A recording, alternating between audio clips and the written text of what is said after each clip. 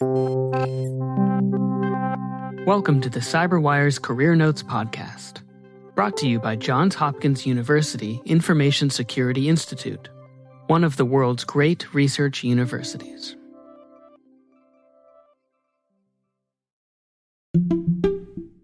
Hey everybody, my name is Eric Escobar. I am a penetration tester, which basically means I break into corporate networks on a daily basis.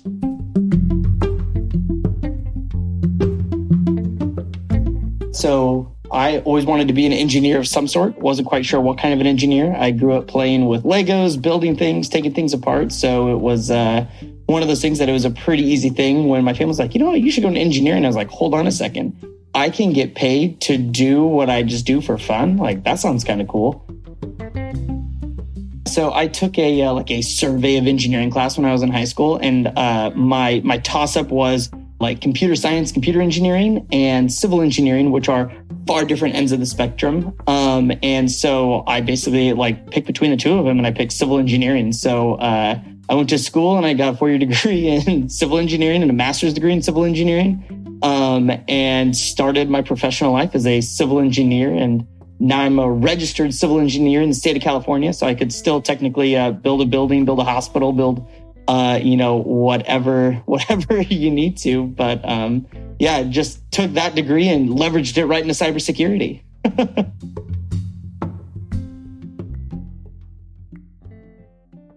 I've always loved computers. That's why my second choice was going to be like computer engineering or computer science, something along those lines. And it was one of those things that, as many situations happen, your roommate from college comes home and you're like, oh, I want to do something fun. Like, what are we going to do? Go over to his parents' house, manage to break into their Wi-Fi, or do some, nefarious hijinks that's completely harmless. His dad gets home and is like, whoa. How did you guys, what did you guys do? And I would come to find out later that he is like the, director of security for some cybersecurity company in California. And he's like, hey, how about I replace your engineering salary and you come work for me in the cybersecurity arena? I was like, okay, but I don't know anything. He's like, trust me, if you could do, whatever hijinks we did, you know enough to get started. Your mind is in the right place. So make the hop, and I haven't looked back since. So I went from being civil engineer to working on the blue team or, defensive team for a company called Barracuda Networks. And then basically I just got involved in the whole InfoSec, so information security culture. We did, went to DEF CON, went to a bunch of different conferences. And at one of these conferences, I, was just chatting with somebody and, we hit things off and he's like, hey, if you're ever interested in moving over to the red or the offensive side of things, we'd love to interview. So, a couple interviews later, and I started working in an adversarial role at Secureworks, which is currently where I am now. And it's dream job 100%. I basically just make the analogy of I'm a bank robber for hire, and companies will come hire Secureworks to try and break in and steal everything that they hold dear, right? And all companies are different. On any given day, I commit several thousand felonies if I didn't have permission to do what I do. One week, I could be breaking into a literal bank. The next week, I could be breaking into, some type of tiny hardware or just a website. When you work in one level of security, or you work for a company in security, you typically deal in only what they deal with.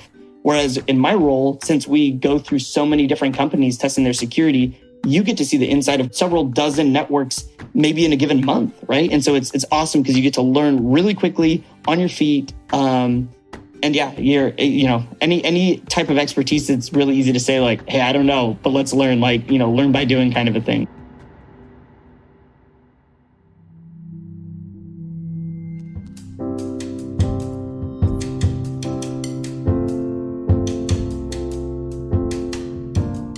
Best personality trait is curiosity, because there's a lot of items that you have to go through and check the box to make sure that you did it correctly, but there's always that I wonder if I did this, how would either the program, the hardware, the website, how would it respond? Then from there, I feel if you have the natural curiosity to say, how does this work and what happens if, then it kind of blossoms out into whatever other personality trait that you have. Our team is filled with the most weird ragtag, group of people. You have a civil engineer like myself. We have RV salesmen, we have physicists, we have electrical engineers, we have, you name it. Everybody has those weird, quirky traits. And I think the one that unifies all of us is we're all curious about how things work. And that's what's really nice, is that there's no one like archetype of a hacker pen tester. It's completely across the board. I think the collaboration piece is key because, again, there's nobody that knows everything, right? There's no one that even knows 10% of everything. You know that, like, if you need to get on the phone with somebody, hey, this person's a real smooth talker on the phone, let's pick them up. And so having just that, the list of skill sets as they go across the board. And so pulling from everybody's life experience, and then everybody's also spread across the globe. And it's all, a whole other crazy thing dealing with time zones. And it's like, you know what, let's tap on the Japanese team to see if they've ever encountered, X, Y, or Z. And so that collaboration is absolutely key, especially when you don't know everything. Just start listening to security podcasts just to learn the vernacular of like what words are commonly used and how things are phrased. And then just start, going and looking for either if you want to get involved in like a bug bounty program, or if you don't know anything at all and you're starting from scratch, there's like $30 Udemy courses that will walk you through, your first years of pen testing from, setting up a full Active Directory domain and how to compromise in common misconfigurations. I've had maybe 3 or 4 personal friends now that have come from all walks of life that have, gotten their OSCP or in progress of getting their OSCP. And even just if they're in progress, it's led to jobs where, one of them used to be a former pastor and now he's in information security, right? So it's, there's a whole bunch of different windy paths, but really the first thing is just get started, learn how people talk about, in the industry, and then go after a certification if you can. Like my whole thing is like, if we can just teach people in a fun way, like that'd be great.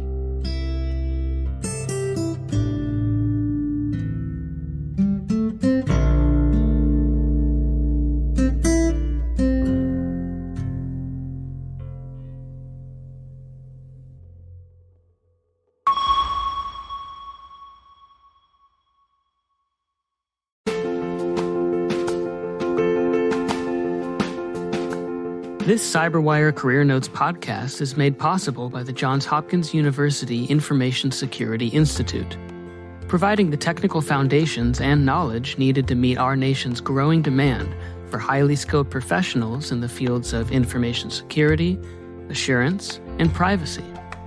The Institute is an NSA and DHS designated Center of Academic Excellence in Information Assurance and Cyber Defense and Research. Learn more about their graduate programs at isi.jhu.edu.